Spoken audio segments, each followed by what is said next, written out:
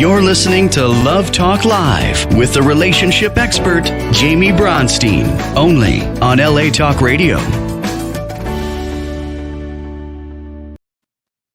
Hello and welcome to Love Talk Live. I'm your host, Jamie Bronstein, and today I have with me Doug Vermeeren.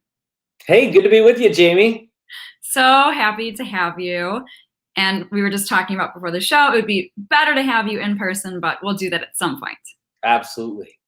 And he was telling me that you are in Canada, right? Yeah, it's starting to get cold up here, so of course I'd rather be down in LA.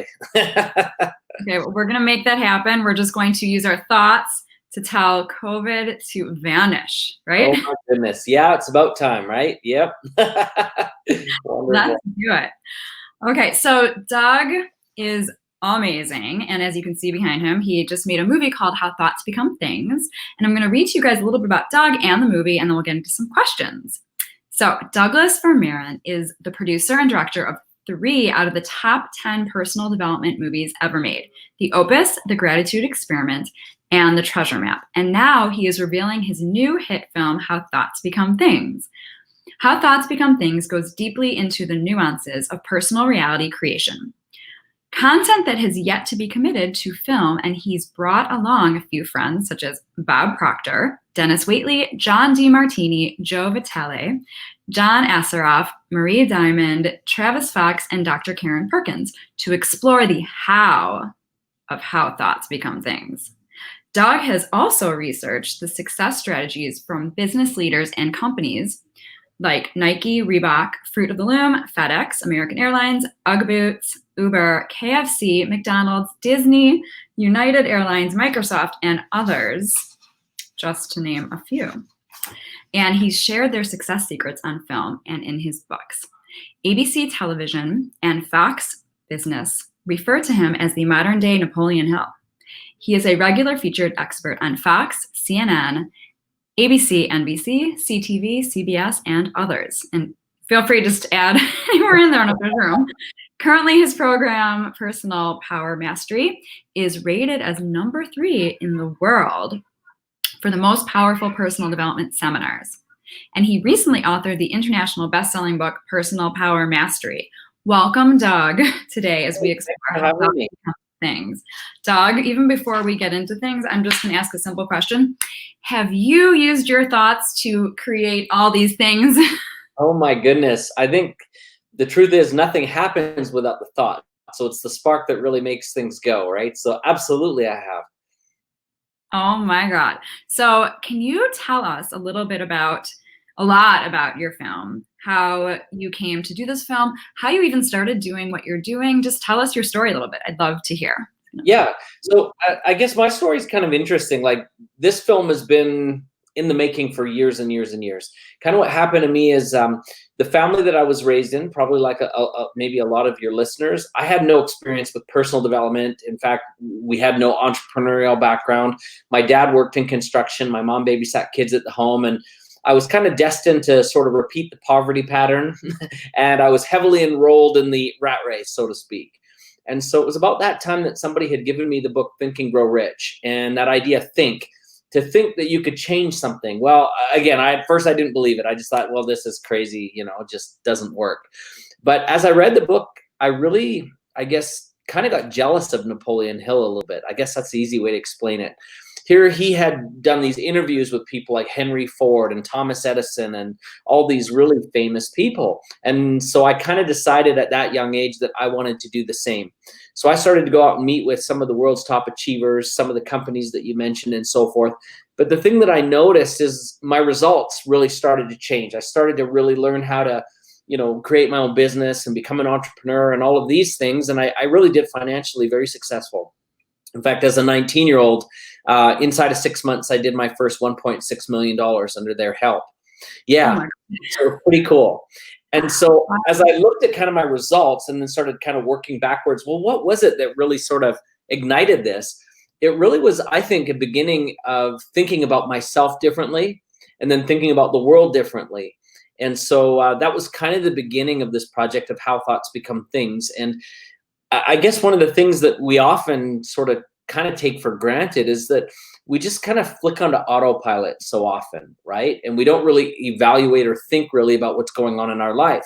And our life, we really rise it to the standards of the things that we allow to influence us. So the people, the places, the things, the beliefs, the community, the TV we're watching, everything kind of shapes who we are. And so, quite frankly, I had to sort of throw a lot of that out in the beginning, because a lot of the stuff that I had up until then been programmed with was just garbage. I mean, my family did a good job doing the best they knew how, but I was adding to it all kinds of stuff that wasn't contributing to my success. And ultimately, I had to level up what I was thinking. And that created all the results that I started to experience.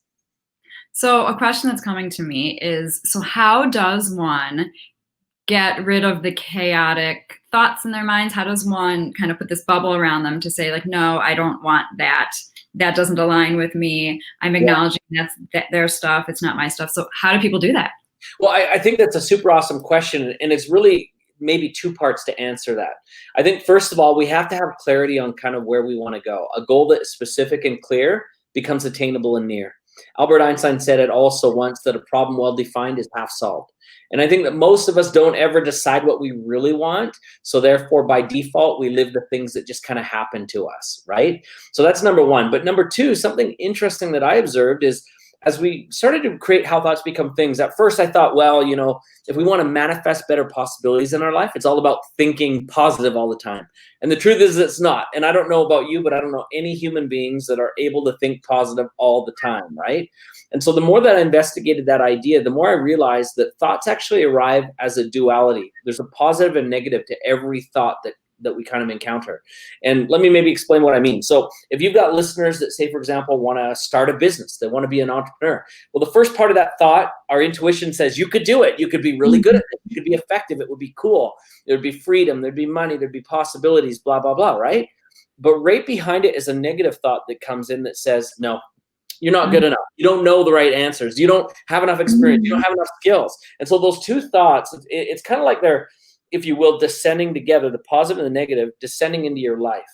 And as it arrives in almost like this little nest, all the things that we have influencing us, our past programming, the people we surround ourselves with, the things that we bring into our lives, our experience, etc. If that's not supportive, that negative side immediately gains more power. But if it is supportive, then it immediately gains greater power. So you've probably heard that saying that says we become like the combination of the 5 people we spend the most time with. Right? You've heard that before? Well, I do believe that. Yeah. In some degree. And I think one of the cool things about that most of us don't think about often enough is that word spend. It's not where we were, it's who we are today. And so even if you come from a background where your programming may have been difficult for you and you haven't had the support in the past that you've needed, or maybe, from a financial background that didn't work, or maybe again with a business idea, you want to start a business, but nobody ever in your family has done it before, that's okay. There's a lot of the top achievers that I interviewed that actually came from some very difficult backgrounds and came from some very, sometimes even troublesome, even borderline, and sometimes even, yes, abusive, right?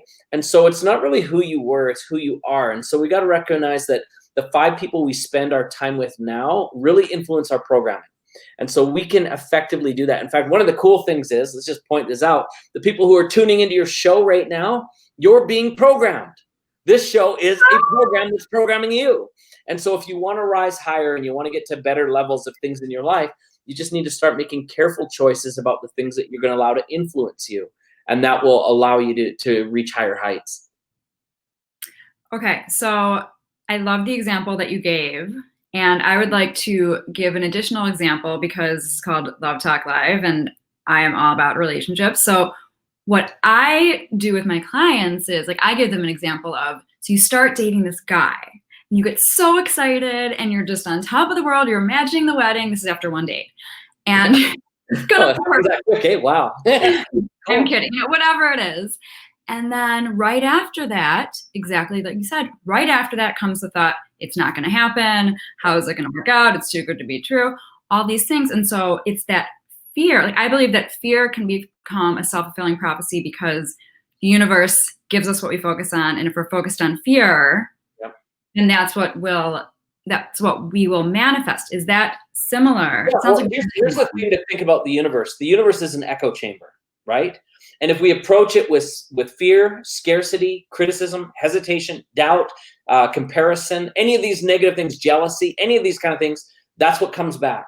But if we approach it with a positive view, if we approach it with possibility, if we approach it with the idea that we can control our destiny, that we're worth it, we're worthy, all of these things, that's what comes back to us. And the other thing that's interesting about the universe, that if we want to expand what we have, right, the things in our life, we need to start by first expanding who we are.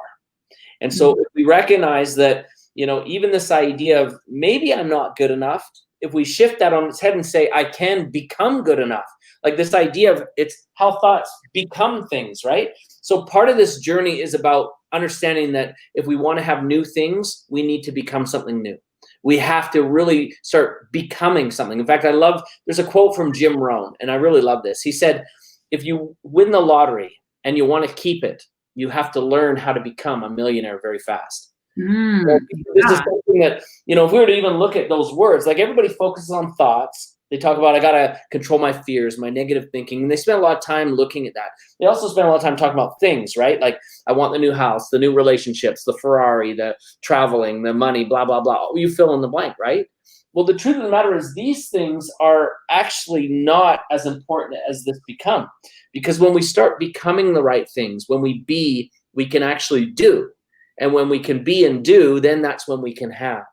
And so we got to understand that I love in our film, one of the things that Bob Proctor kind of alluded to, he used the law of attraction as an analogy, but I think this works with everything. He says that, again, everything vibrates at a frequency. And if you want to have that thing in your life, you just need to get into the same frequency as it. And the more that we can be on that same frequency and wavelength, the more those things come in. So let's say it really simple. You want to have more abundance in your life, more things. Well, you need to start thinking and being and acting more abundant, right? You need to start being that in order to bring that in. So let's say specifically with financial abundance, somebody wants more money. What is your recommendation for them? What does that mean when you say, like, be more money?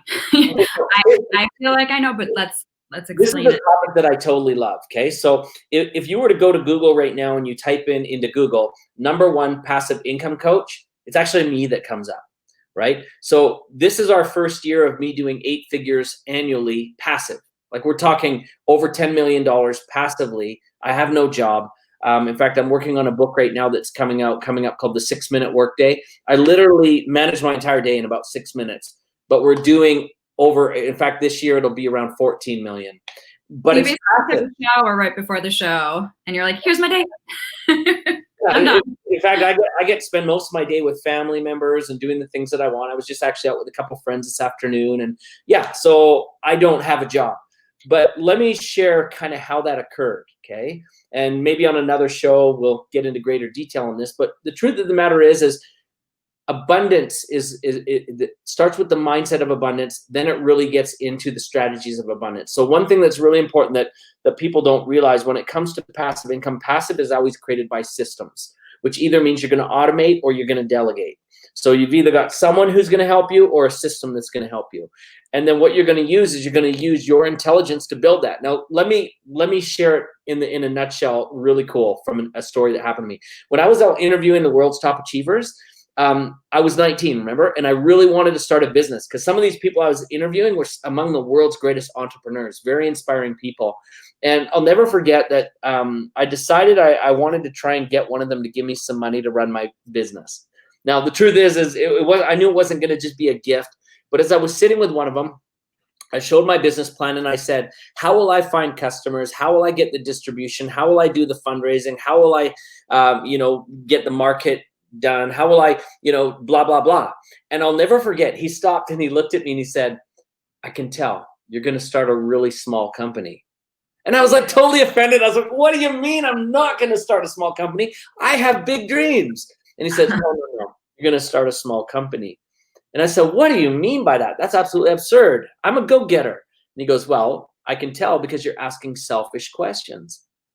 And I said, well, what do you mean by that? I've never heard of that before. And he goes, well, all your questions are right now about how can I, how should I, how will I.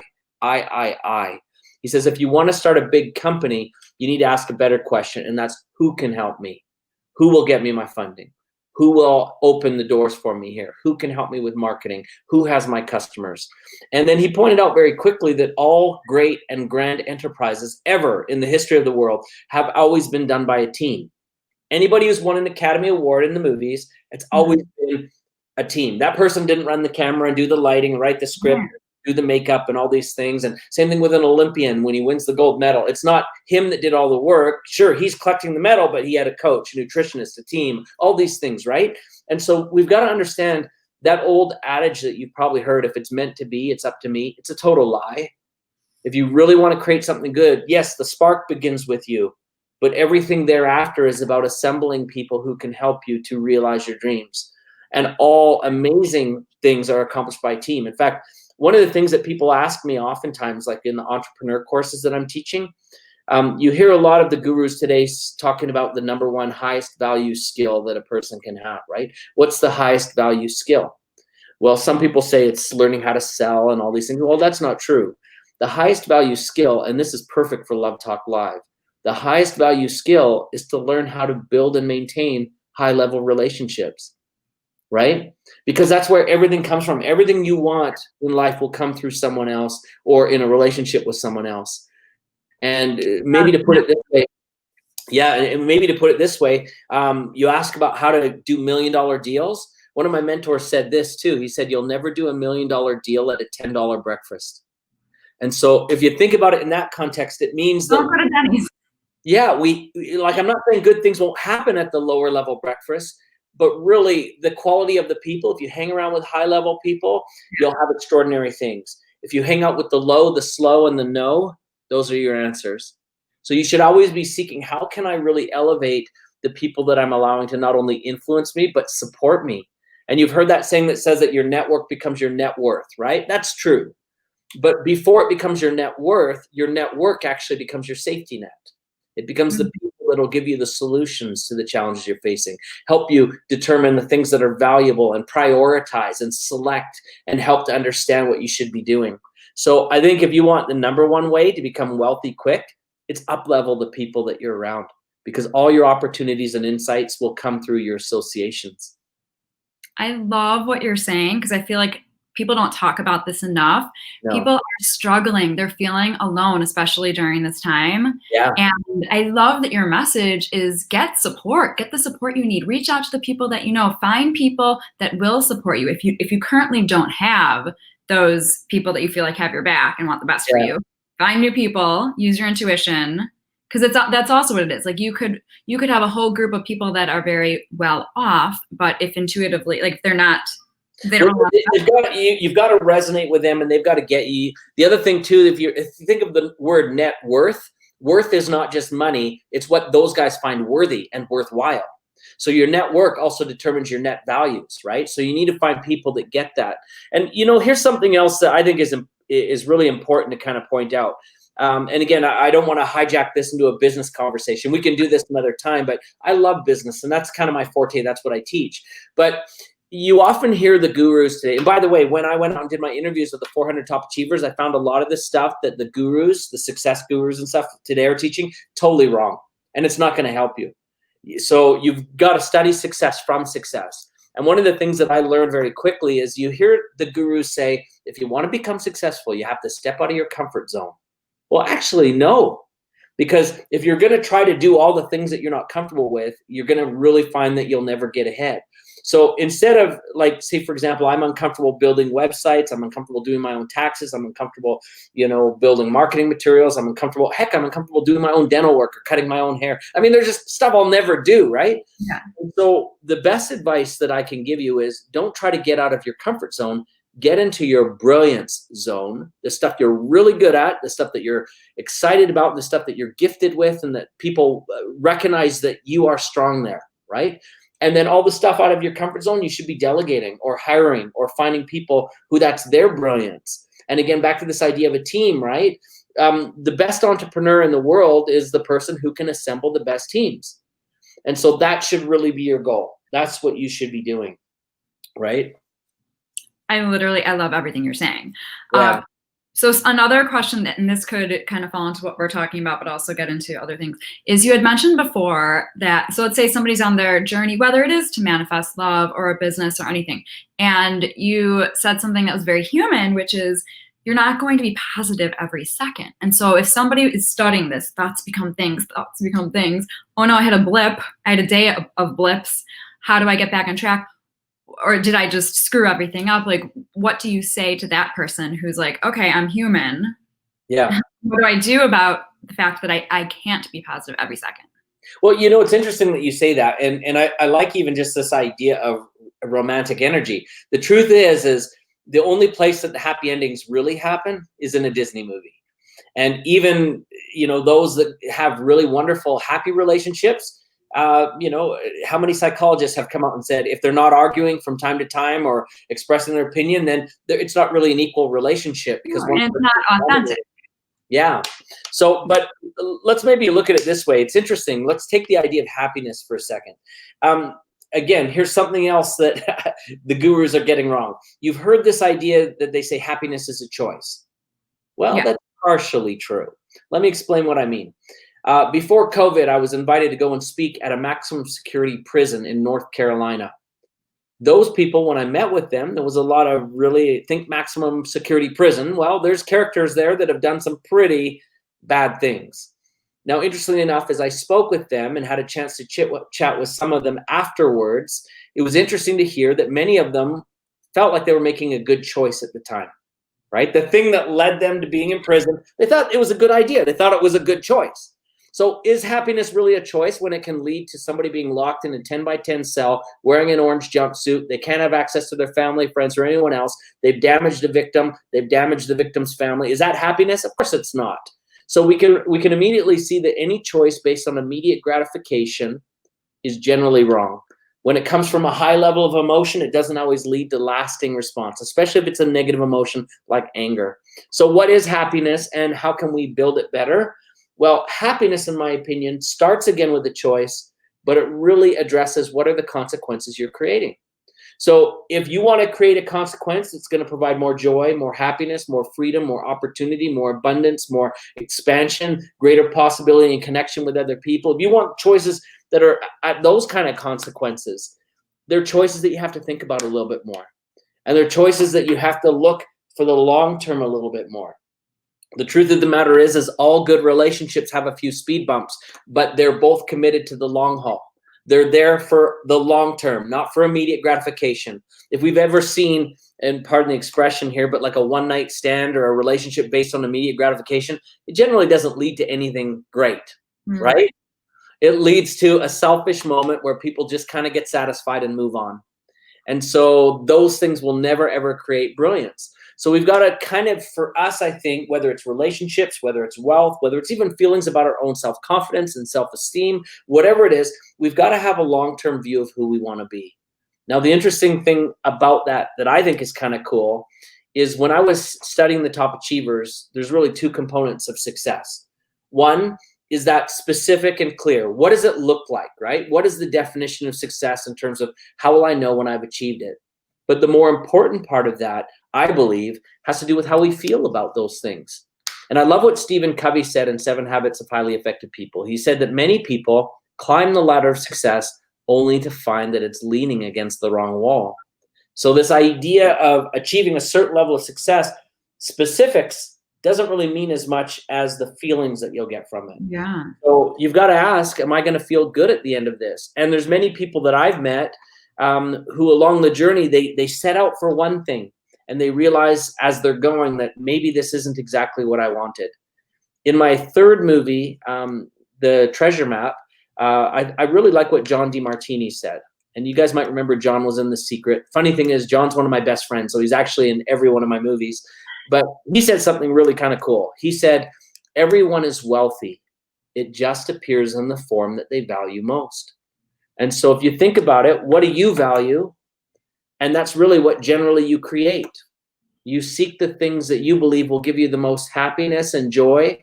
Even if on paper you say, I want to have $1 bazillion, I want to drive the Ferrari, I want to have the nice house, and I want to travel. You might say that from a logical point of view, But when it comes from your heart is what's going to dictate what you do, and the sacrifices that you make, and the choices that you do, and the things that you place above others.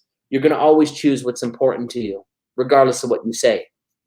So a lot of people say that you can't, let's say you can't have it all. You can't be incredibly successful and have a meaningful career and incredibly successful marriage and be an incredibly successful parent. Some people say that. I don't believe that. But so I'm wondering, with what you're saying, because you just said like it's the one that you focus on the most, or the one that you want the most. Do you think that you can have success in all those areas? I think, again, the definition of success, and again, if we had time, we have in all those areas. Yeah, if we could talk about it, there's really 5 pillars for success, right? And I haven't met people who've got it perfect yet. Like, I haven't met anybody that's got it perfect yet. The truth of the matter is our definition of success shifts based on what's going on in our life. If your marriage is falling apart, all of a sudden that's the thing you want most, right? If your abundance is in the crapper, but you feel really good about your health, well, you don't worry about your health, you worry about your money, right? So we always worry about that which we don't have. So we're always shifting. But let me share this idea of getting what you want and having both. I think happiness also involves being, I don't want to say satisfied, because we should never be satisfied. In fact, Socrates said that we're teleological beings and we're only happy when we're making progress, right? So that's where our happiness comes from, in part, is progress. But we can be content with what's going on, right? We can be content and we can be hopeful. So that's important. But it is important to remember this too, is things are created in a certain way that, like, let's just talk about passive income for a minute. Right now, I'm very happy. I've got 8 figures coming in annually. Money isn't a problem. It's not a question. But in order to get there, at the beginning, I had to trade time. I had to build systems. I had to be clever and invest in the efforts and learning. I had to test things. I had to market. And so while I was doing that, it was very difficult for me to build another part of my life, because this was the focus, right? And so I do believe this idea of, yes, you can kind of have your cake and eat it, but you have to invest the effort to bake the cake, and you have to invest the effort to set up your table so that when the cake arrives, you can sit and you can eat it. And I think this is the thing that a lot of people miss, is that I think, and again, I'm not trying to criticize or be any way negative, but I think our generations today, I don't think you and I have this problem, but I think that there's a lot of generations that are being fooled today from the idea of immediate gratification, that you can have anything you want and you don't have to earn it, you don't have to pay the price, etc. Now, with that in mind, let me share something that is so misunderstood. Right now, there's a lot of gurus that are out there telling you, take massive action, stay up late, wake up early, be part of the 5 a.m. club, hustle, grind, do all this stuff. But isn't it suspicious that while these guys are telling you to work, not any of them are telling you what to do, right? They're just telling you get busy. They don't really have an answer of what to do. And to me, right away, that's an artificial success. These guys don't know, so they're baffling you with BS. They're telling you work hard and it'll all come together. Well, that's not true. So I do not advocate the idea of massive action. I am of the idea of deliberate action. In other words, we select the things to do that are going to pay off. If you think of the definition of productivity, isn't do more, get more, do more, get more. That's ridiculous. That's the rat race all over again. So my idea of productivity is we learn how to do the right things to produce massive results. And then here we learn how to simplify it, make it easier, and do the right things and delegate and automate, so that in the end we're getting results, but our commitment to what we have to do isn't high, so that we can now eat our cake and enjoy it too. The problem is most people will say that, saying that we can have our cake, we can do both, but then they don't really understand how to structure their life so that they can do that. So they're always chasing their tail, right? We need to learn how to be more effective as people, and that's the goal. Could you do me a favor and call me every night at midnight to tell me to stop working, please? I think I need you to be my tutor. This is very inspirational. We have some fun stuff that we do. And in fact, one of the things I get asked a lot is, how can I start learning this? Well, we do have a program, and you'll be amazed that, in fact, you can even try it out for free for 30 days, but it's only $9, like $9. I'm glad this is good. We're plugging away. I was going to bring this up. Okay. And again, on this training, I teach you guys all how to do this, especially in this COVID economy, how to make lots of money. And every Wednesday I do a group coaching, and you can just find that on incomestreamchallenge.com. So incomestreamchallenge.com. And like, I mean, for $9, it's the best investment you'll ever make. And I make certain that we bring in a lot of the top achievers that I interviewed. So I've had, you know, some of the biggest companies, their CEOs come on and they talk about how to really hit a home run, you know. And by the way, there's 5 areas where money's made. I know we're going off topic big time here. Yeah. But it's either going to be business, real estate, investment, intellectual property, like your idea, or it's going to be your networks. And most people don't know how to monetize those, right? And if you think about it, out of all those areas, there's only really 3 things you can sell, and that's either a product or an asset, a service, or information. And so when you start understanding one of these 5 is going to be your hotspot, you're going to be really brilliant in that area, and then you're just going to have to decide, is it an asset or a product I want to sell, or is it a service, or is it information? And then we get into how do you package that in a way that's passive so that you can make money all the time. And by the way, I might say this because this is important. A lot of people think passive means, oh, I got to build a funnel on the internet, or I've got to build a landing page and a website and all those things. No, truth is it's just as easy to make money offline as it is online. And so we just find out where your skill sets are and you work within your skill set. It's kind of like, I'm paraphrasing now, but Warren Buffett once said, making money is like the Olympics. You don't get extra points for level of difficulty. So why would we make something hard? Let's make it easy and get you paid on the things that you're already naturally good at, where your skill sets are, right? Yeah, and I know that so many people, they don't even know how to do that first step because they don't even know what they're good at. And so let's do something else. I've got a dry erase board here behind me. This is kind of funny. Perfect. So a lot of the gurus nowadays, hopefully you can see that. It's just a big circle, right? Yeah. A lot of the gurus nowadays are telling people they need to focus on their passion, their purpose, right? P&P. And they say, if you can focus on your passion and purpose, you're going to be highly successful. Well, the truth of the matter is that's not true. There's a lot of things that I've seen people be passionate about, which no one really cares. In fact, this is even a greedy way to say it. You're saying it's all about me. And, you know, like, so for example, if I was passionate and my purpose was, I love to color coordinate my Beanie Baby collection, people are going to be like, yeah, don't bother me with that, right? Like, I'm not interested, right? And in fact, I love what Warren Buffett also said. He said, what you love about you is your hobby. What others love about you is your business. So the truth is what you should be doing is, yes, look at your passion and purpose. Let's think about that. But you now need to find, where does your passion and purpose actually overlap the passion and purpose of other people, right? This is the sweet spot. So if you can find other people who love what you love, those are your ideal perfect customers, right? And they become your tribe. You've heard it. If you get my vibe, you'll become my tribe. And the wonderful thing about this overlap, not only is that a group now that will pay, that will give you money, but I think even more important than that is it's the group that will validate you when you're having those difficult times. So, you know, because these people get your world, they'll follow you, they'll, you know, be there, especially as things are going sideways or difficult for you. Isn't it nice every once in a while? And I've had this happen too, when, you know, you're a teacher or a coach or a trainer and you're kind of having a down day. Maybe even Corona's got you feeling bummed out, whatever. And then all of a sudden somebody from your tribe sends you a nice little note saying what you shared really helped me, right? It's those kind of moments that allow you to rise to high levels, because now you've got a team that doesn't just pay the bills, but they tell you what you're doing has meaning. And I think that that's probably most important for most entrepreneurs out there need that, right? Yeah, to feel validated and to feel worthy. Yeah. See, I guess it's stuff like this. I know we've kind of poked a few holes in a lot of the things that are being taught in the success industry right now. But the truth of the matter is when you understand how it really works, it becomes a lot easier, right?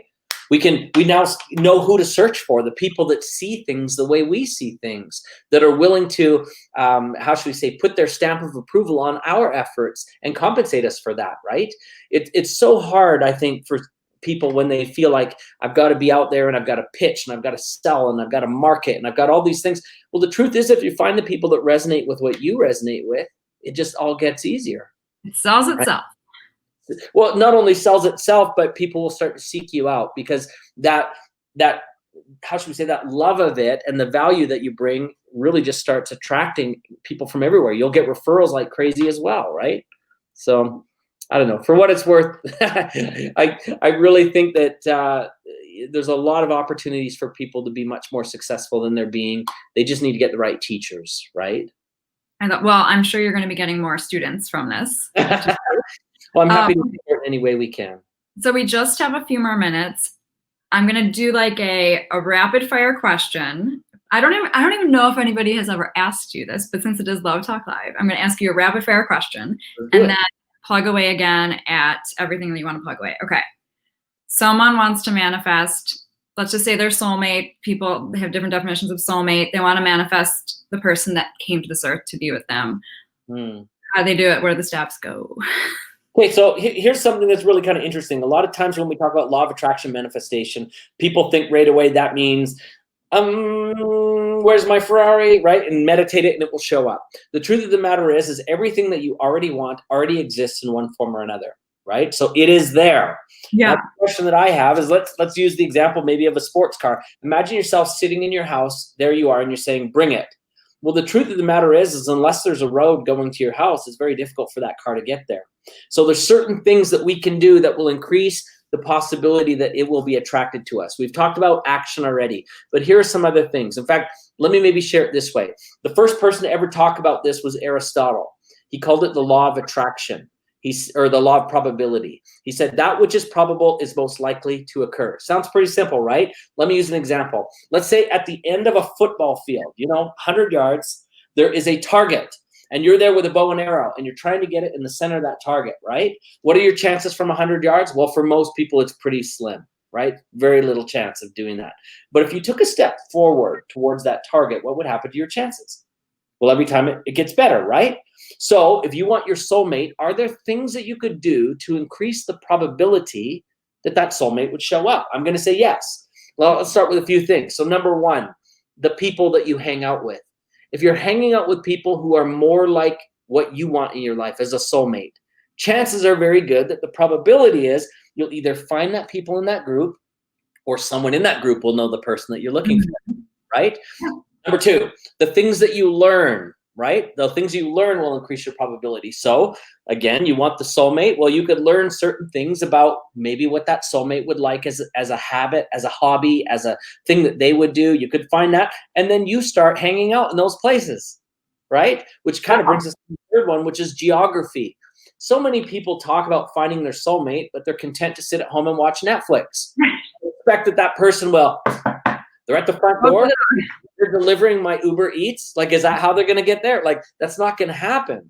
So that would be a really romantic story, though. Yeah, that's a rare thing that would happen. So you need to get off your bum and you need to put yourself in quote unquote harm's way, where that person will most likely be intersecting. And here's the last thing about the law of probability: it's frequency. How often are you doing it? How often are you meeting the people, learning about these things, spending time in the right places, etc.? If you're only doing it once every 2 or 3 years, well, very unlikely that you'll find somebody. But if you're doing it every day, chances are it's going to show up. Okay, that was beautiful. Thank you for the rapid fire. You definitely have to come back to talk more about a lot more topics. So plug away and tell us where we can find the movie, your other movies, all your movies. Is there going to be a book, etc.? Go. Yeah, well, the book actually comes out in November, so we're already working with the publisher on it, and the movie can be viewed now. So you can find it at www.howthoughtsbecomethings.com. As you mentioned, we've got some of the biggest names in thought leadership there, people that you know from The Secret: Bob Proctor, Denis Waitley, Marie Diamond, John Assaraf, John Demartini, Bob Doyle, a handful of new people as well. One of the things I love about this movie that's different than the other ones, though, is that this one, you're the star. You are the star. So it's been written with neuroscience in mind to help you change your thinking even as you're watching the show. And as you head to howthoughtsbecomethings.com to get it, you get a workbook, and you'll also get all kinds of audios and things that are just given to you to be able to implement it more. So it's not the kind of show where you're going to watch it and say, oh, that was nice, and walk away. You'll enjoy it. It's brilliant. It's awesome, but it's designed to change you. It's designed to bring out the new you, the best you. And that's something I'm very excited about. Great. And I watched it, and it's absolutely amazing, by the way. So I'll just plug that in there. Anybody's thinking about it, it's very inspirational and magnificent. And then also, where do people sign up for your coaching, your business coaching thing that you do every week? If they want to come by incomestreamchallenge.com. In fact, we could probably even just write that here because it's harder to see. So income, like money, stream, like a stream, like an income stream, and then challenge.com.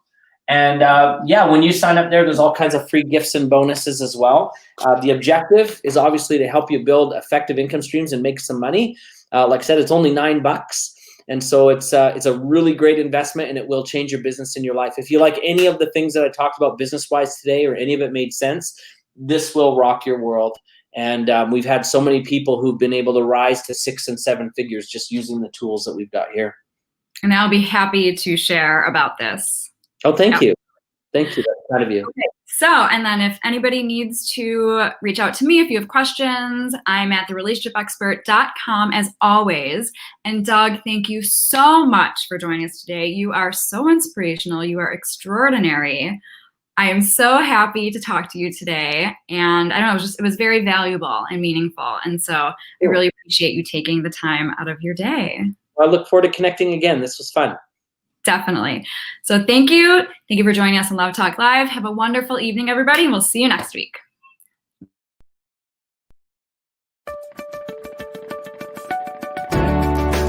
You're listening to Love Talk Live with the relationship expert, Jamie Bronstein, only on LA Talk Radio.